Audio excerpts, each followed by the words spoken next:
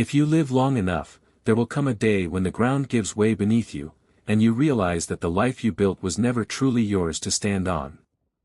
I was supposed to be in Chicago. A last-minute cancellation, a lucky twist of fate, or maybe, looking back, fate had nothing to do with it. Maybe some darker hand was at work that I turned my truck toward home that afternoon with the same quiet satisfaction that always filled me after a week of business on the road. That I even stopped for flowers. Stupid, right?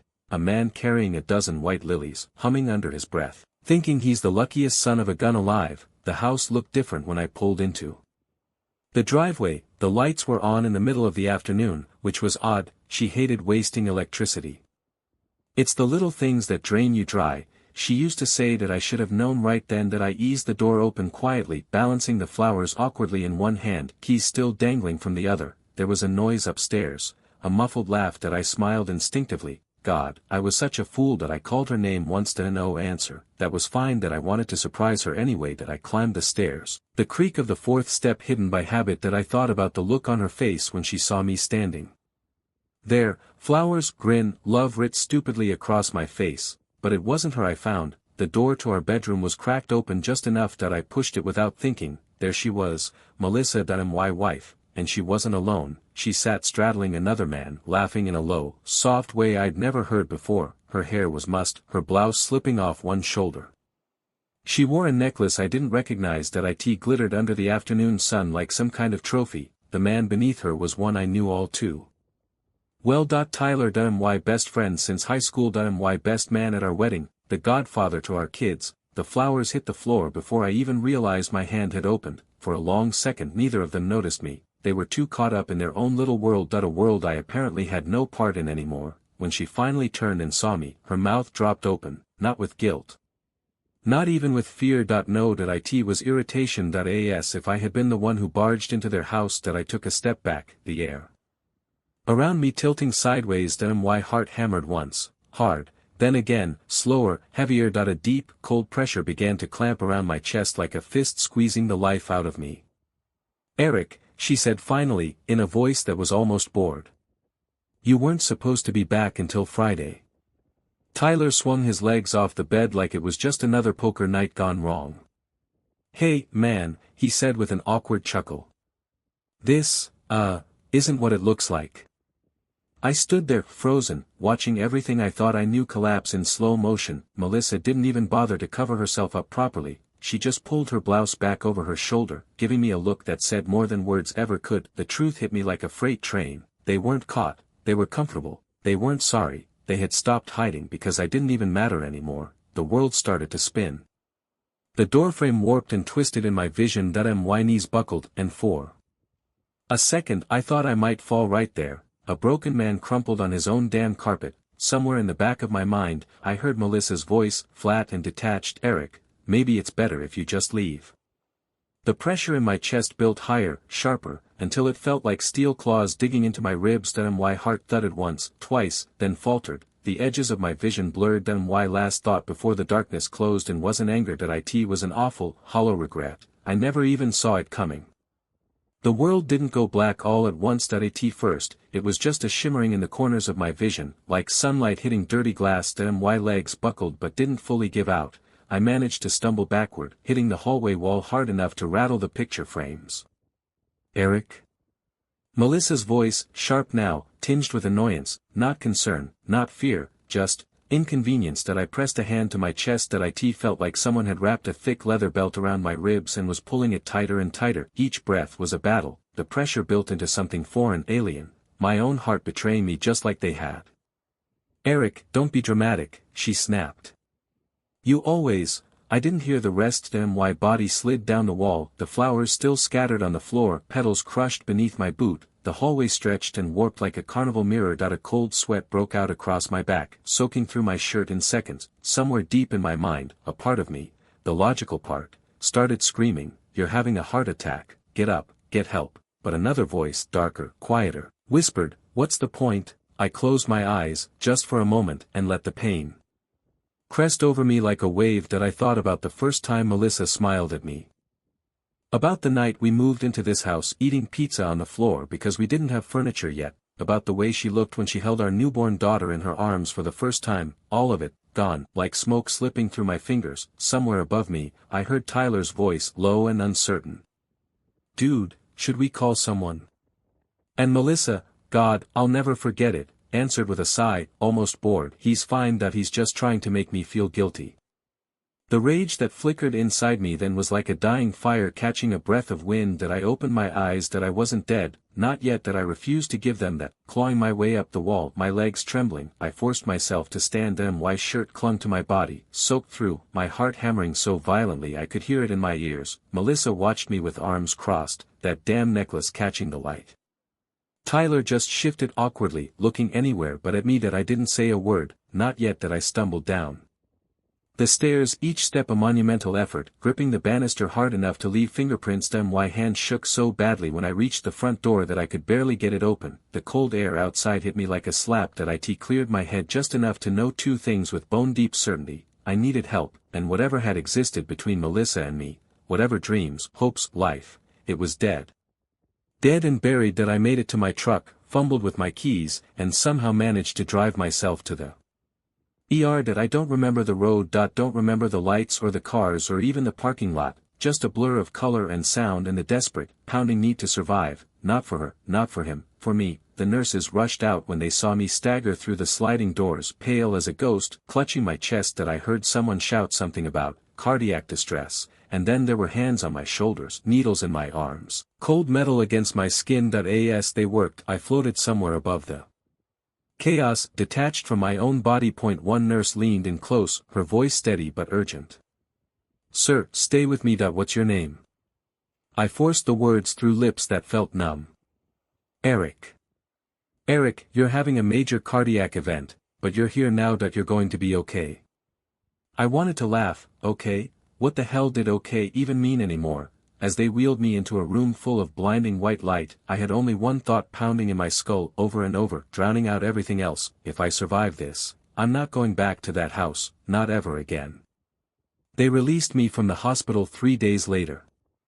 Stress-induced cardiomyopathy, the doctor had said, leaning over my bed with a clipboard and a sympathetic frown. Broken heart syndrome, the nurses called it, behind thin smiles, like it was something quaint, romantic. Even it wasn't. It was war, inside my own chest, and I wasn't going to lose twice. I drove home with a prescription for blood thinners, a bottle of antacids, and a warning to avoid emotional shocks. Yeah, good luck with that. The house looked exactly the same when I pulled into the driveway. The porch light was on. Melissa's car was parked neatly in the garage. The curtains were drawn tight against the world, guarding their little kingdom of lies. For a long minute, I sat there gripping the steering wheel, knuckles white, heart hammering a slow, ugly rhythm against my ribs. It would have been easy to drive away. Leave everything behind. But no, not yet. I needed to know the whole truth, every rotten, maggot-infested piece of it. Only then could I burn it all down properly. I walked through the front door without knocking, without caring if she was home. The place smelled different somehow, sweeter, artificial. A new air freshener maybe, masking the rot underneath. The hallway where I had collapsed still bore the faint scuff marks from my boots. I went straight to the bedroom first. The sheets had been changed, crisp and white, as if erasing the scene would erase the memory. I opened her nightstand drawer, jewelry, receipts, a phone charger tangled in a knot. Nothing yet. I moved to the closet. Her side looked normal at first glance, dresses, jackets, high heels lined up in military precision. But tucked into the back, behind a row of old winter coats, I found a small lockbox. One I didn't recognize. It was cheap, the kind you buy at a hardware store for $50, and it was locked.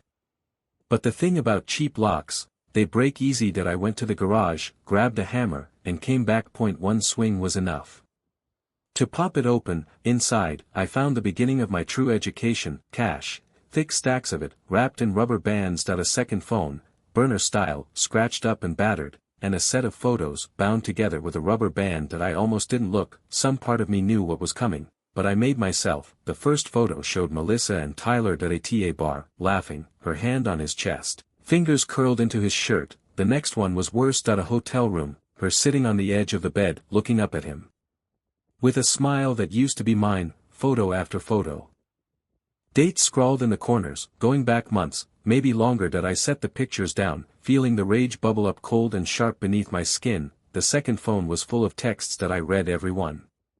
Can't wait for Friday, bring that black dress I like. Eric's such an idiot that he doesn't even notice when I leave the bed at night. Soon, baby. It'll just be us, I swear. I close my eyes, inhaling slow and deep, letting the acid burn through my gut in silence. It wasn't just an affair. It was a campaign. The dismantling of everything we'd built, deliberate, calculated, systematic. Melissa hadn't just betrayed me, she had planned a future without me, and she had made me the last to know that I stood there in the wreckage of my own life, surrounded by the ghosts of who we used to be, and made a quiet decision: no confrontation. No screaming matches. No public scenes, that would be too easy for her. I would dismantle her life the way she had dismantled mine, quietly, surgically, piece by rotten piece. She came home that night like nothing had happened, keys jangling, a grocery bag in one hand, a latte balanced precariously in the other, like she was just another suburban wife running another suburban errand. I stood at the kitchen island, waiting. The lockbox sat on the counter between us, cracked open like a casket. Melissa froze halfway through setting down her purse, her eyes flicked to the box, the cash, the second phone, the photos, and for the first time since the world had fallen apart, she looked afraid, not sorry, not ashamed, afraid. Eric, she started, voice all breathy innocence. I can explain, don't. My voice was low, dead, the kind of voice you use when you're done pretending. Her mouth opened, some new lie ready to spill out, but she must have seen something in my face, something cold, final, and she shut it again. I let the silence stretch between us like a noose tightening. How long? I asked finally. Her eyes darted away, toward the door, toward escape. I stepped closer. How long? A pause, then, 6 months, she whispered. I nodded slowly. It had been longer. I knew it, the dates on the photos didn't lie, even if she did. What was the plan, Melissa? I said, my voice sharper now. You and Tyler live happily ever after bleeding me dry, after turning our marriage into a goddamn inside joke. She flinched. Good. You don't understand, she said quickly, words tumbling over themselves. It wasn't supposed to happen like this. I didn't mean, you didn't mean to get caught, I snapped. Another heavy pause, her face shifted, from guilt to defiance. You weren't here, she hissed. You were always working, always tired. When's the last time you even looked at me, Eric, really looked at me? I laughed then. A hollow, broken sound that scraped the walls. You want me to feel guilty? I said. After what you did? You think you're some kind of saint, she spat. You think marriage is just about paying the bills and mowing the lawn. I needed more than that, I needed to feel alive. The words hit hard, harder than they should have, maybe because deep down, a part of me, the old me, wanted to believe it was my fault, that I had failed somehow, but I crushed that thought before it could take root. I hadn't driven her into another man's arms, she had jumped. Tyler? I said, leaning in close enough to see the fear bloom fresh in her eyes. My best friend, my brother, that's who you traded our life for. She said nothing, coward. I picked up the burner phone and tossed it onto the floor. It shattered with a small, satisfying crunch. Melissa flinched again, but I didn't move toward her. I didn't raise my voice or my hands. I didn't need to. The walls between us had already collapsed, there was nothing left to destroy. You're leaving, I said quietly. Tonight. You can't, you're leaving, I repeated, cutting through her words like a blade.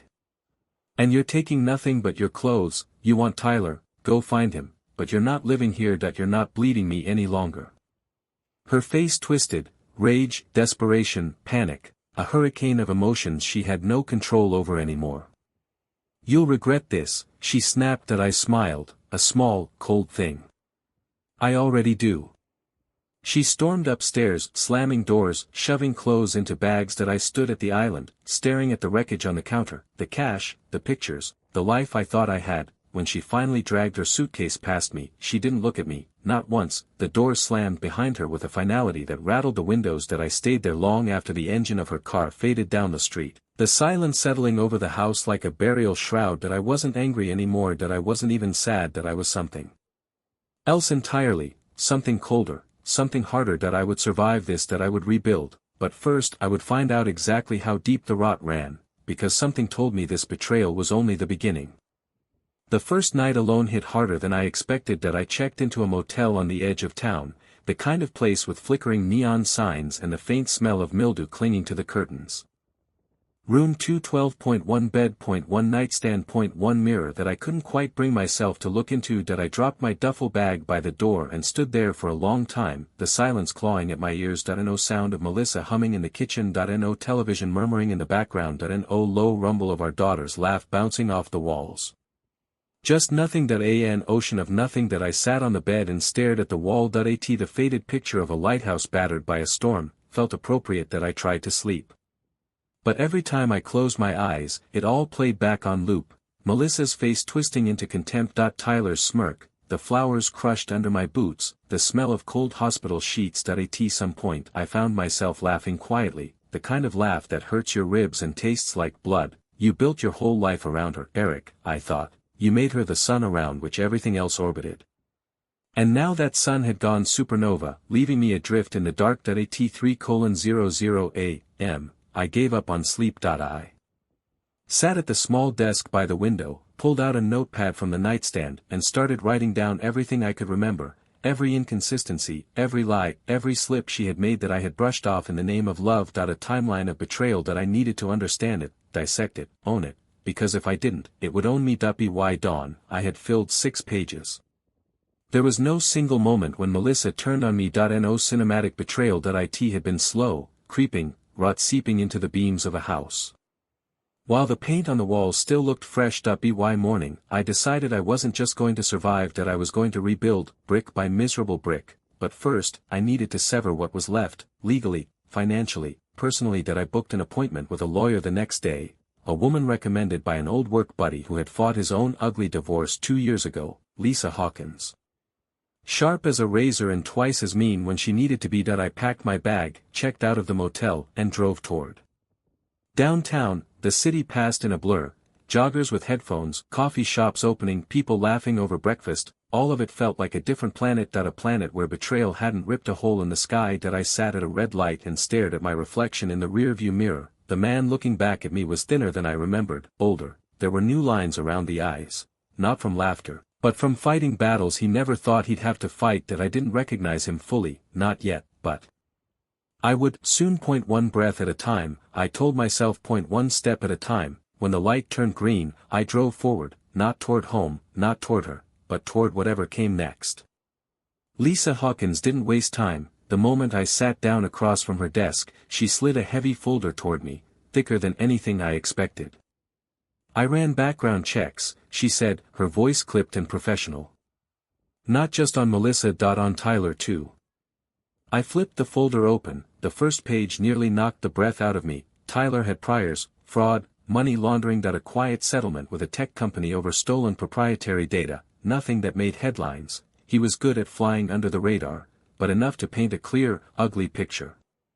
Your wife, Lisa continued, her tone sharp as broken glass, has been moving money around for months. Quietly. In small amounts, different accounts.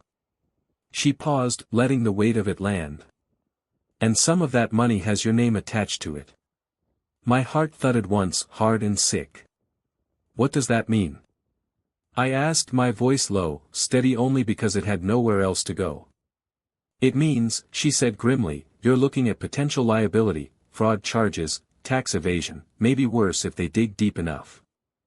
I leaned back in the chair, staring up at the ceiling for a long moment, trying to breathe past the tightness in my chest. It wasn't enough for her to betray me personally. She had tied my name to her crimes, dragged me into her pit so that when it collapsed, I'd go down with her. How? I asked finally. Lisa flipped to another page.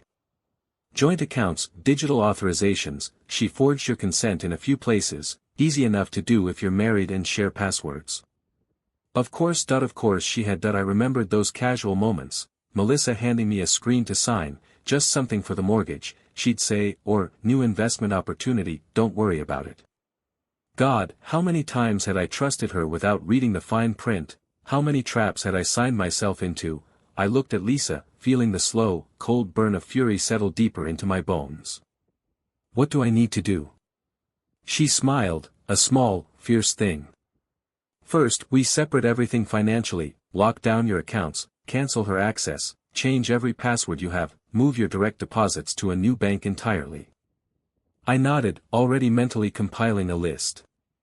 Second, she said, sliding another paper across the desk, we hire a private investigator to track the full extent of what she's done, every transaction, every meeting. She leaned forward, voice dropping to a lethal whisper. And third, we gather proof, solid proof. So when the storm hits, you're standing on dry ground, and she's the one drowning. I left her office with a folder under one arm and a fire burning in my gut. The first call I made was to an investigator named Robert Langston, former cop, now a bloodhound for hire. He got back to me that night. Bad news, Eric, he said after less than 12 hours of digging. Your wife isn't just shacking up with your old buddy. They're running something shady through shell companies, and you're listed as a silent partner on at least one. I stood in the motel parking lot, cold night air cutting through my jacket, and listened as my life unraveled even further. I'm sending you everything I found, Robert continued. But if you want my advice, lay low, act normal. Don't tip your hand that we need more time to map out the whole network. And if I don't? I asked. He paused. Then you're not just looking at divorce court, pal. You're looking at federal court. I ended the call and leaned against the side of my truck, staring up at the stars, those same old stars that didn't care about the mess below. For the first time since this nightmare started, I felt a different kind of fear. This wasn't just about betrayal anymore. It was about survival. Melissa hadn't just burned our marriage down. She'd lit a fuse under everything, and I was standing right over it. I spent the next 2 weeks living like a ghost, wake up, check my accounts, meet with Lisa, dig through the ashes of my old life. At night, I lay in motel beds that smelled of bleach and regret, staring at the ceiling, waiting for sleep that rarely came. The private investigator kept sending reports, each more damning than the last. Tyler and Melissa had siphoned tens of thousands from our shared finances. Some tied up in offshore accounts, some invested in fake shell companies, some already gone. They had been planning this for over a year, long before the laughter died in our home, long before I realized she had stopped loving me. But just when I thought I had seen the worst of it, that the cancer had been fully cut out, something happened. A letter arrived at the motel. No return address, just my name, typed neatly on the front. I opened it with the careless resignation of a man who had nothing left to fear. Inside was a single sheet of paper. Typed. No signature, just 6 words. Stop digging, Eric, before you drown. I read it once, twice, 3 times. The message was clear enough. Someone knew, someone was watching, and someone didn't want the rest of the truth to come out. For a long time, I just stood there, the letter trembling slightly in my hands, not from fear, from something colder, something quieter, resolve, because whoever sent that message didn't understand something fundamental. I was already drowned, already burned, already buried. There was nothing they could take from me now, except the satisfaction of seeing. Justice done. I burned the letter in a trash can behind the motel, watching the flames eat the paper hungrily, sparks flying up into the night sky like lost prayers. Then I went back to my room. I packed my things. I booked a new room under a different name, because they weren't going to scare me off. No, not after everything. This wasn't just about Melissa anymore. It wasn't even about Tyler. It was about every man who ever trusted the wrong people, loved the wrong woman, bet his whole damn soul on the wrong dream. It was about standing up even when the ground shook beneath you, even when you knew you might lose, especially then. As I drove out into the dark, headlights slicing the night into sharp fragments, I realized something simple and true. The real fight hadn't even started yet, and this time, I would be ready.